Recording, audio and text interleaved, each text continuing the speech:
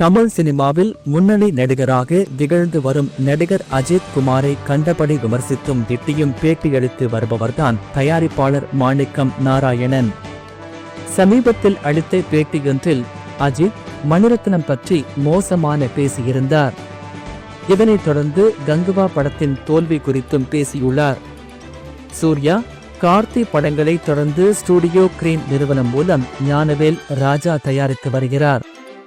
இந்த ஆண்டு studio green நிறுவனம் தயாரிப்பில் வெளியான தண்டலான், கங்குவா படங்கள் பெரிதாக வெற்றி பெறவில்லை. இதற்கு காரணமே பலரது சாபம்தான். கடவுள்னு ஒருத்தர் இருக்காரு. சினிமாவில் பலரும் ஏமாற்று பேர் வழிகளாகவே உள்ளனர். அதனால்தான் தயாரிப்பு தொழிலையே விட்டுவிட்டேன். பைனான்சியர் ஒருவரிடம் 7 கோடி கடன் வாங்கினா அந்த கடனை திருப்பித் தராமல் வழக்கு போட்டு 1 கோடி தான் தர முடியும் என ஏமாற்றினால் அப்புறம் அவன் படம் எப்படி ஓடும்? சமீபத்தில் கங்குவா படம் வெளியாவதற்கு முன்பே ஞானவேல் ராஜா மீது ஏகப்பட்ட கடன் வழக்குகள் தான் குவிந்து கிடந்தன என்று தயாரிப்பாளர் மாணிக்கம் நாராயணன் தெரிவித்திருக்கிறார்.